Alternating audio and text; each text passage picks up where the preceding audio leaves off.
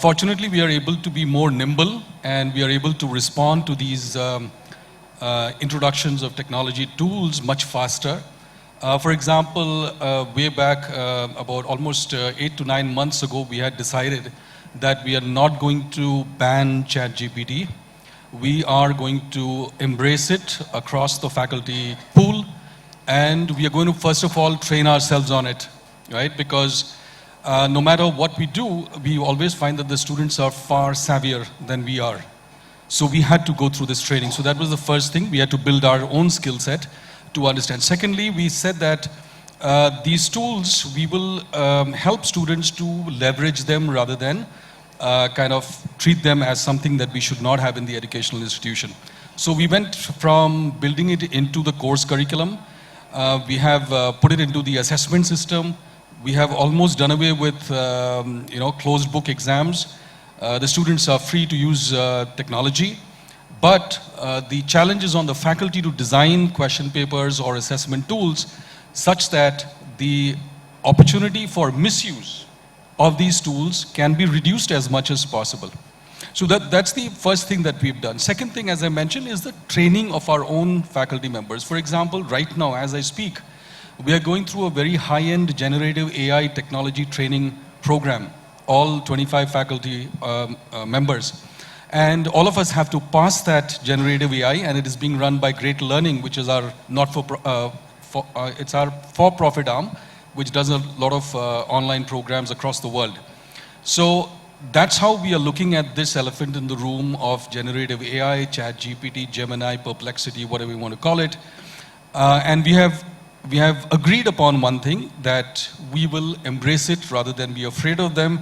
We are going to tell students that this is not something we are going to really rap you on the knuckles for, but use it intelligently and wisely. That's my opening statement on that. So that's wonderful. I think not being scared of it and embracing it with open arms, because the whole world is looking at AI and Gen AI. Sir, over to you. Your opening comment. Well, very good afternoon to all of you. And first of all, I would like to thank the organizer. Because today, if you see, there's more than 1,000 years of academic experience sitting in front of us. The technology is also here, and finally they have placed some financiers also like Leo 1, which is the need of the hour. Today we are talking about Viksit Bharat. But how can we achieve it without Sikshit Bharat? Everywhere we know that skill sets are changing so fast. Today we are talking about driverless cars, self-learning computers, and even in our body, human body, there are integrated circuits. At that time, we have to think that, we have to work rather, that the education should not be only enjoyable, it should be employable also. And it can't happen without the aspects of technology. Technology we see in two parts, ma'am. One is that it is battling the opportunity gap. That is number one thing.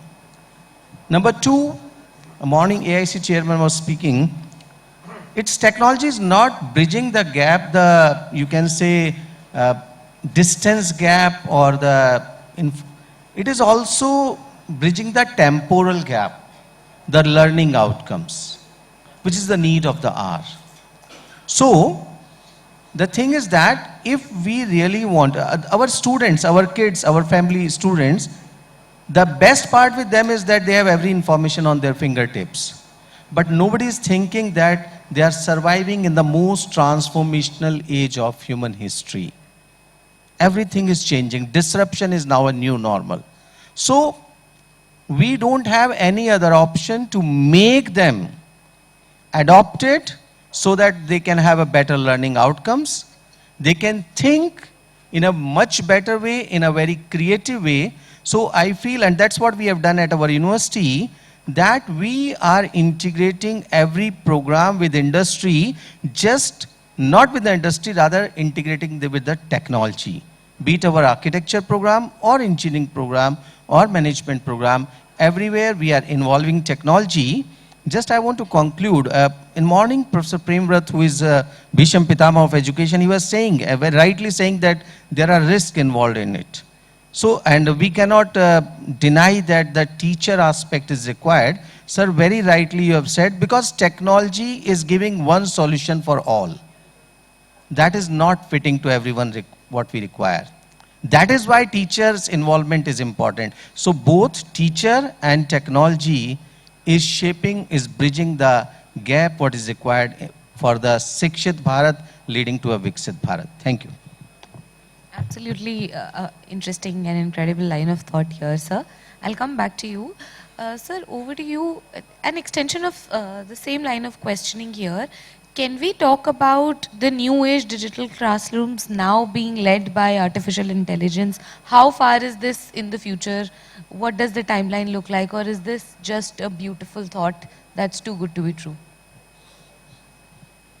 Thank you, Ms. Tanya. Good afternoon, everyone. I always had a different take on technology. A few moments back, we were watching Casio products. We watched number of products. They said great, memory storage, great display, etc., etc. And luckily, I had Professor Premvrat, the doyen of education, sitting close to me, and I just murmured to him, "Sure, where is learning?" He said, "That's what I've been talking. Technology and learning have an inverse proportion. Let's understand the learning, teaching learning process. I can put it into 3 different buckets. Before the classroom, during the classroom, and after the classroom. My take is don't bring technology during the classroom. Do everything before the classroom and after the classroom. Use all those techniques, tools available to facilitate, help the teacher to become much prepared. But unless you involve the students in that process of learning, no technology can be of any help to anyone. Learning is basically the processing of information in a higher order. Technology cannot help it. Yeah, that doesn't mean the technology is of no use. Use technology for repetitive purpose. Use technology for the purpose of improving efficiency. We all use, every university uses technology. We too use technology for the purpose of teaching our faculty how to use it for enhancing your research productivity. We train them. We also tell them use AI appropriate tools to help you to learn better and then go back to the classroom and engage your students. Technology can help all of us in that case. Like, it can be used for the purpose of predictive analytics.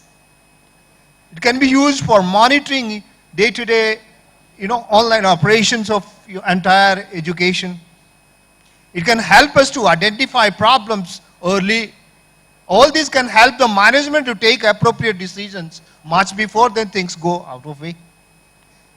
Technology, I can use technology for understanding how this student is likely to perform 6 months or 3 months hence, and therefore bring corrective measures using technology. But making or giving it entirely to the technology for the purpose of learning, it's a big no-no for me. Thank you. So over to you. New age technologies, how do we bring them into the classroom? Artificial intelligence, are we close to using that in our classroom today? Next to sir. Well, well, I think I've been, what I said in the morning, or perhaps and a lot of things have been said. To me, technology is a tool to enable a teacher to perform better, but in no way it should be ever imagined to think of replacing a teacher. My worry is, I have a number of roles as chairman of an IIT and honorary professor in another IIT, and a pro-chancellor in a private university.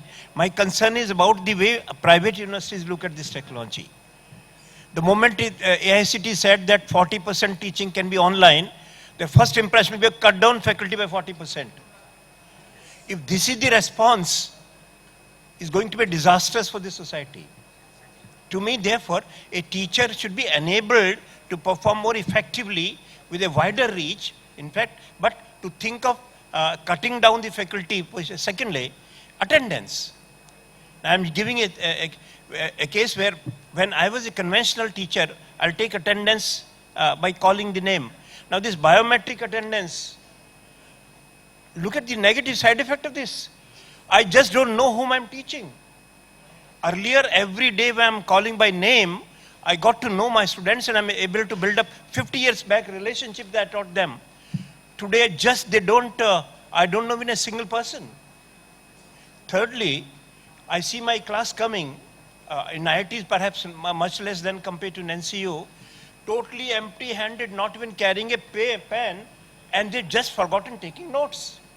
The learning process is via your neural network. Any amount of technology which does not engage your brain, they're very old saying, use it or lose it.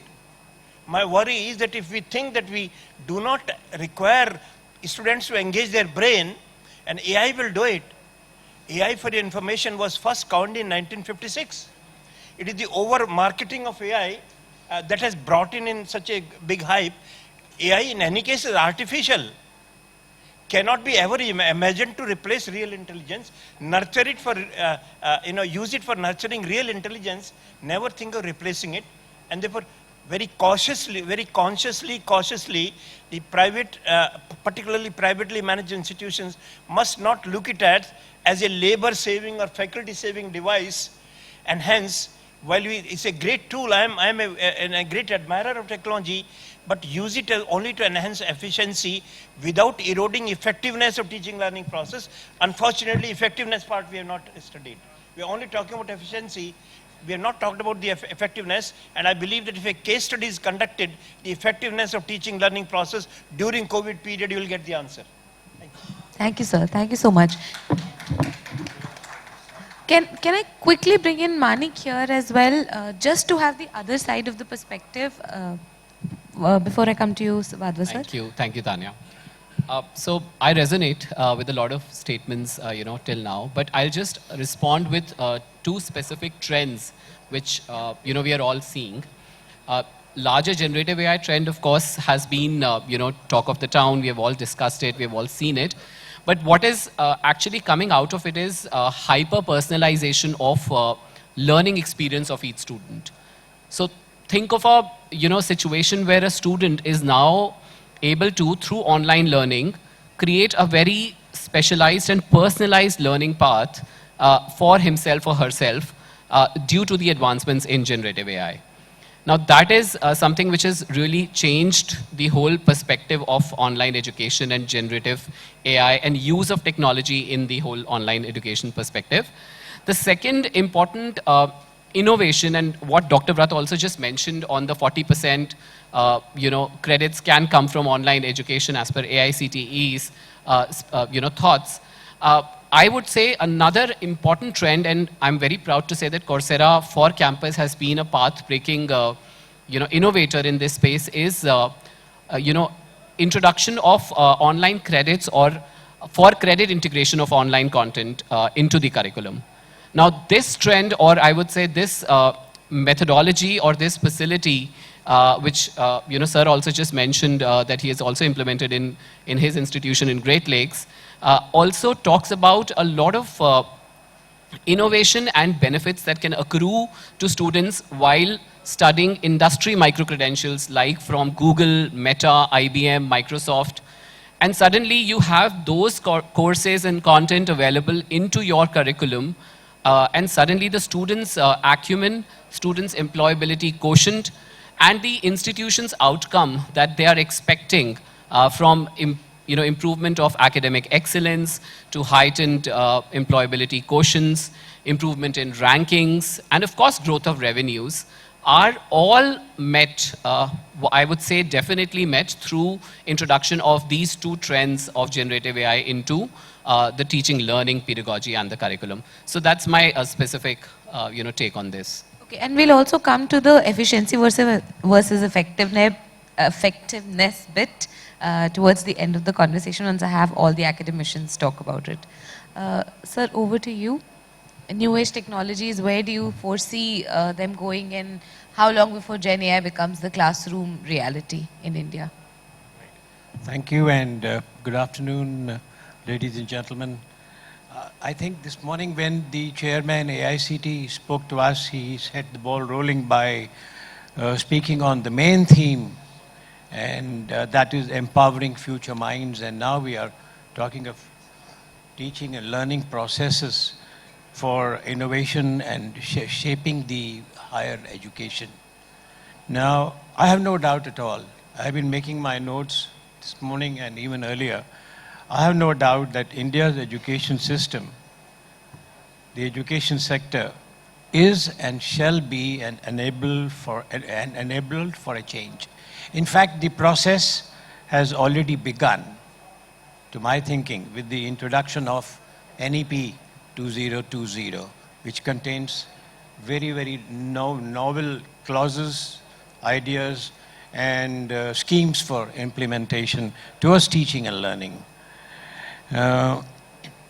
We are living, in fact, as you're all aware, and we've been hearing since morning, in a very fast-paced, technology-driven world.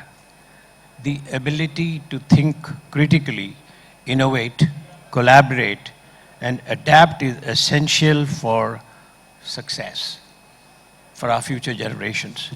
The integration of these skills within the framework of NEP is the key to shaping the future generations that are not only academically proficient.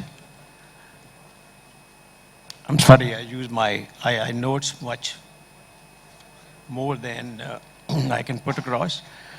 They are also agile, creative, and ready to accept the challenges of tomorrow. That's the kind of generation which is coming up now. So what is the challenge in front of us as education leaders, as thought leaders? Again, to my thinking, firstly, to explore and evolve actionable strategies. We have to start thinking of that for integrating the NEP to foster skill development, innovation, and 21st century competencies. It is now an increasingly dynamic and interconnected global education system. So there is a strong urgency to redefine and redesign and revamp our education system towards sustainable, teaching and learning processes. I'll take a minute more in asking myself a question. Is there and can there be a roadmap for preparing ourselves and the students for such 21st century skills that is focusing on critical thinking and creativity? This transformation presents both challenges and opportunities to us, and our commitment to fostering holistic education. In fact, the challenge is more with us today than with the taught, than with the students. Issues and challenges of immediate relevance to be focused upon, let's say, emerging technologies. We have heard enough since morning. Artificial intelligence and machine learning and digital citizenship and cybersecurity skills, etc. I believe this initiative offers exposure to cutting edge trends, technologies, and urgently required critical thinking and problem solving initiatives. I think the process has already begun, and it is very important that we put our hands together. And how do we foster creativity and critical thinking and meet these challenges? There are plenty which is available in books, there's plenty is available in literature, but much more than that is our experience. And it is advancing towards a holistic and multi-dimensional approach appears to be an answer. And this is a call for action for policymakers, educators, thought leaders, strategic experts. And it's very important that through multidisciplinary learning, this refers to how blending subjects like science, arts, and technology can inspire innovative problem solving, encourage diverse perspectives, and promote deeper understanding. Together, let's build a brighter, more innovative future for the education of our generations to come. I hope they are a lot better than we are, and it is expected to be so. Thank you very much. Thank you so much, sir. So your thoughts? Thank you, Tanya. It's audible? Okay, I think this is better. Thanks. I would just like to start by saying that, it's early days for AI. Use cases of AI, and we've been carefully scanning the sector. I mean, they're slowly proliferating, but it's hard to see a very tangible use case right now in terms of academic delivery, right? I mean, we have multiple use cases sprouting up in terms of content creation or code checking, right, or customer service, and so on and so forth. But as far as education goes, to answer your question, the biggest use case that we piloted at our university was that integrating like a chat bot to answer parent queries or student queries for repetitive stuff which was taking a lot of time at the admission cell. This is especially helpful during the counseling part of the admission process, right? But apart from AI, there are multiple other technologies that we are investing in. In fact, the last couple of years, we've invested massively in upgrading our technology infrastructure.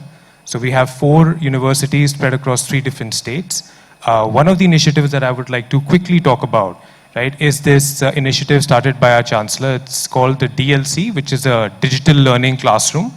It's an absolute state-of-the-art classroom, one of each built in every campus. The objective being that, since all teachers are great, but some will change the way you think about a subject, right? So the absolute very best of our faculty shouldn't be limited by geography. We want to beam these classes to all our other campuses.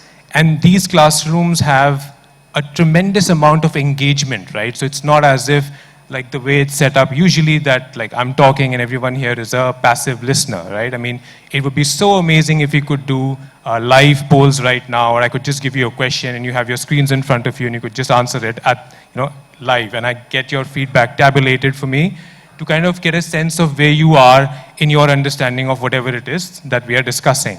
So we've built these 4 classrooms out. The response has been amazing. I think these were the 2 probably use cases of technology investment that I would like to talk about. Thank you. Thank you so much. Can I quickly again bring in a Coursera perspective, Manik, and if you can help me understand, have you cracked the code? Thanks, Tanya. Yeah, so there are a couple of innovations that we have harnessed the use of generative AI over the last few years. And noteworthy, I would like to call out 2 specifically which Coursera has been able to develop. One is for students and one is for faculty. We have created something which is called Course Builder for faculty members. Now think of a situation where your faculty members are trying to innovate into the curriculum, they are trying to build a new curriculum, but they are unable to find the right resources. So we are giving the power in the hands of the educator. Through Coursera platform, they can now create and curate new courses onto the platform itself and launch it within the instance of their university or the institution. So Course Builder helps them to actually navigate the entire online learning resources.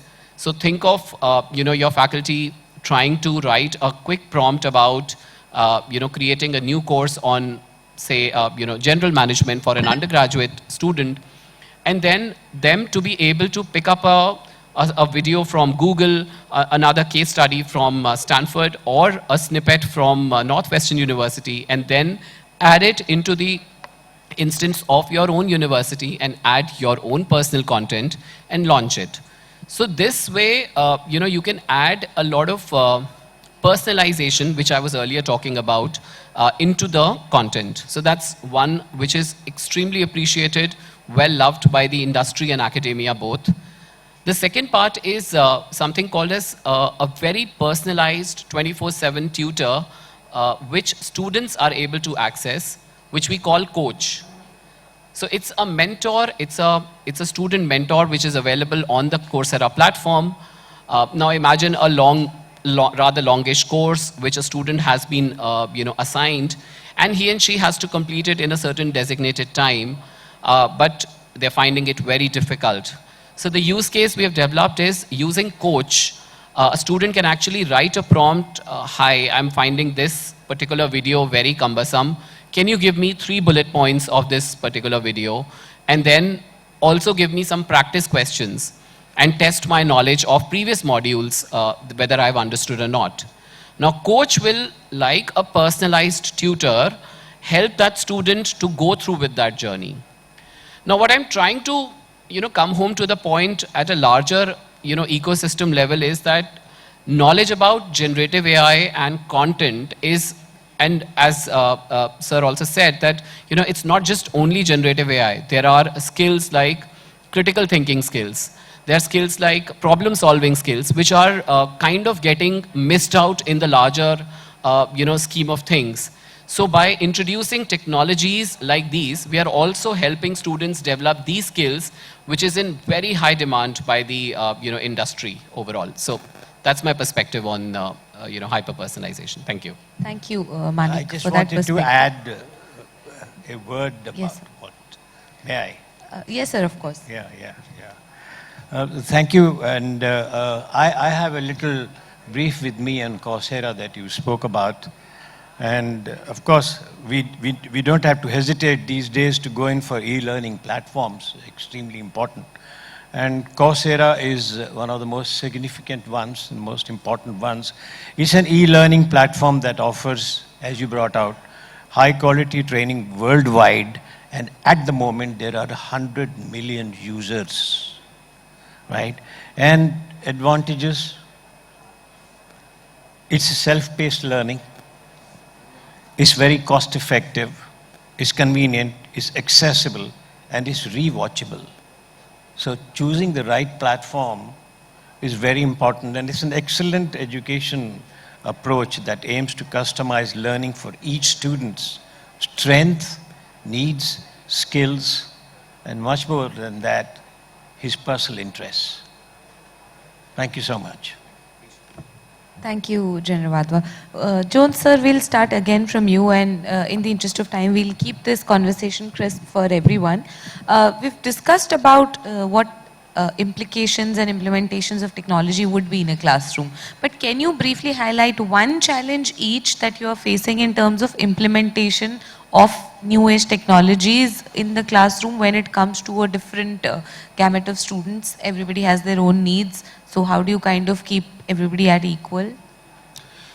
So one of the things that we've noticed, which all of us as faculty members notice, is that there's no one-size-fits-all style for anybody to learn anything. And I think that's where technology is a huge enabler. The fact that we can customize any of these tools to the learning styles or the preferences of each student is amazing. So if I talk about the challenge, Tanya, is basically to get everybody to use these tools in a very intelligent way, right? Not to copy-paste, to get the creativity going despite the fact that they can get the first layer of any answer, any question answered, simply using these technologies. But of course, that's not what the recruiter or the industry wants. They want, like Dr. Premrat mentioned in his talk, the learning process must entail creativity, it must entail problem solving, it must entail the ability to find an answer with incomplete resources, which is what really, managers and leaders are all about. So while this is an enabler, our challenge as faculty has always been to make sure that they do not simply parrot whatever the tool is saying. What is the level of creativity that they can bring over and above the AI tool? That little extra effort is what we are really working on right now. Thanks. Yeah, thank you. It's a very valid question you have asked. So what I feel that in the university we have different kind of students. One is slow learner, fast learner, and having a similar or one type of technology program, or you can say course, sometimes it doesn't fit into. Second, at a university level we have a diversity of students coming from rural area, coming from the metropolitan, and their acceptability, adaptability, and making the pace with the technology enhanced course sometimes creates a lot of variance in the classroom. But yes, this technology, two aspects we have observed, that there are many students who are working in the day and studying in the night. For them, technology is the only option. There are students who are disabled. For them, technology is the only option.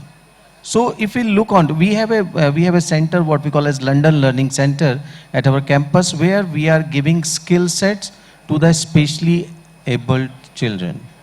We are giving them design thinking, we are giving them photography, hospitality program, so that we can bring them into a normal league. So the thing is that technology, yes, it is one shoe, but it doesn't fit all size. Again, in technology, again I'll say that teacher has the most important role, that how to customize even the technology to cater the need of the diverse student population sitting in the class. Then only we can actually achieve the better learning outcomes, and we can always enhance the skill set enhancement among the students. Thank you. Thank you. For me, I need to answer a question myself for application of technology. Why should I use technology? That's find the purpose of the entire teaching learning process.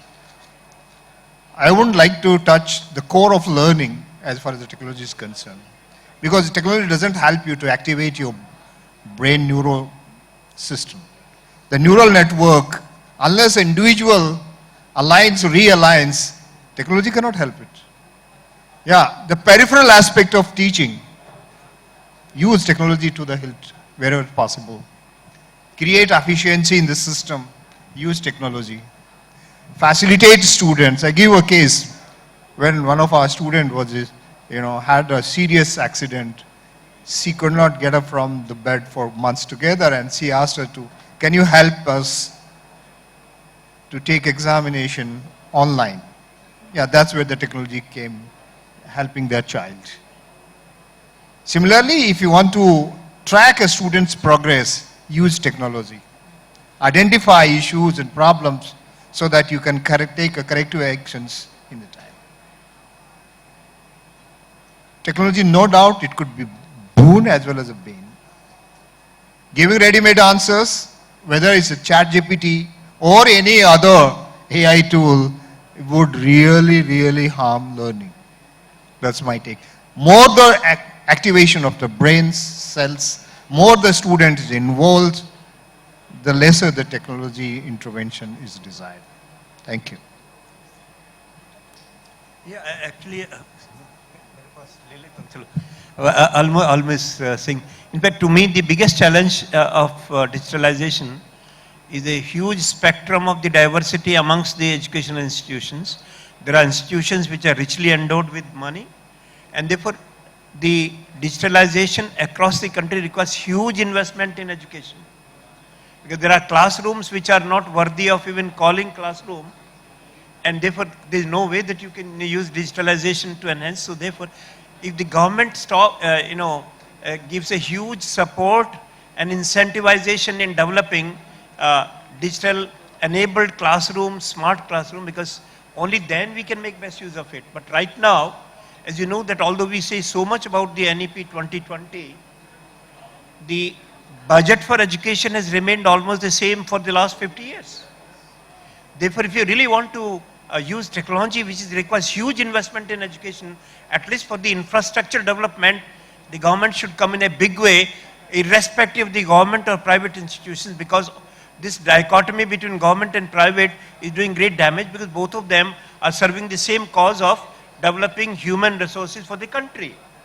And this mindset change must be there. We really want to make use of digitalization, invest heavily to enable institutions to use technology for learning purposes, then only use teachers for effectiveness of learning, use technology for efficiency of learning. The two way it can do a great job. So one major challenge you're facing in implementation of technology? The other day I was addressing a seminar in Mumbai, and some of the questions pertain to vision for excellence. And I only made a small brief on what this could be like. Now, this is by maintaining a relentless process on quality education, which NEP may or may not be coming up to our expectations as yet, as Sir has rightly brought out. Active learning pedagogy, which we all understand, industry collaboration, and global exposure. Now, talking of NEP, I just wanted to add one word to what Sir has said. While NEP 20 has introduced the necessary vibrancy and holistic approach in higher education, but let's remember its implementation is yet to show full and positive outcomes. It's been over 2 years now. There are gaps in certain provisions that remain undefined or unnotified.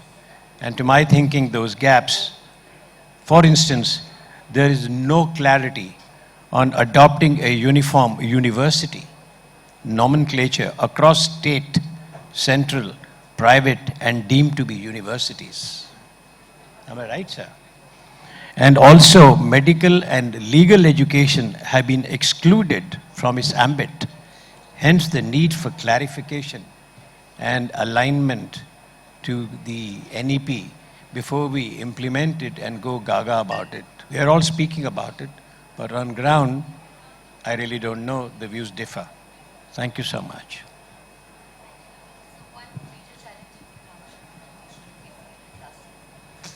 I think this was a great question. So, if you think about it, we do two different kinds of tasks, right? So one are like cognition high, and the other ones don't require as much cognition, right? So just coming back to the question, the technology implementation for the low cognition tasks, right, are very, very easy to implement, actually. There's no difficulty in getting people on board. For example, if you have like a machine which could just correct your MCP question papers from like 800 students and quickly give you an accurate result, you're happy to do it. and we don't feel we face any challenge in those kinds of pockets of technology implementation. But when it comes to technology which aids academic delivery, right, the biggest challenge we face is to actually get the educators to really embrace the product, kind of reskill or tweak their approach to make a more effective like education outcome for the student, right? I mean, because there's a little bit of inertia in this respect that an educator feels that if it's not broken, why fix it? It's good enough the way it is, and they have immense track records and immense, kind of years of experience. So I mean, I can see the point of view, but it's those kinds of technology implementations where they needed to tweak their academic delivery style is where we face the most amount of resistance. Thank you so much, everyone. Just another 10 seconds for you, Manik, to wrap this up. Any way Coursera can help in a uniform implementation of technology? Thank you, Tanya, for the opportunity. And yes, I would like to, quickly summarize that a lot of the points that, the gentlemen here have expressed, I am very happy and proud to share that Coursera has been able to add a lot of value in the academic delivery and academic integrity elements of, the online delivery of content. I would be very happy to share things like, we have situations where students are not able to jump content. Their content is pretty much logged. Faculty members, when they have to assess, there is a whole suite of assessment solutions which is available, because Coursera has been talking and implementing for credit integration of content into the online learning ecosystem for universities and colleges. In order to do that effectively and efficiently and at scale, we have been able to develop a lot of such tools of academic integrity and of academic delivery, which are helping institutions and faculty members to offer these plug-in courses like industry micro-credentials or international universities or IITs and IIM online courses into the curriculum of Indian universities and help them to actually use these courses to augment the learning outcome as well as the employability outcome for students. So that has been the overall, I would say, spectrum with which Coursera has been able to deliver this content. Thank you, Manik, and thank you so much to all my esteemed panelists. With this, we officially come to the wrap of the first panel. May I request Ria to actually do the closing here? We're done with the panel. Thank you so much.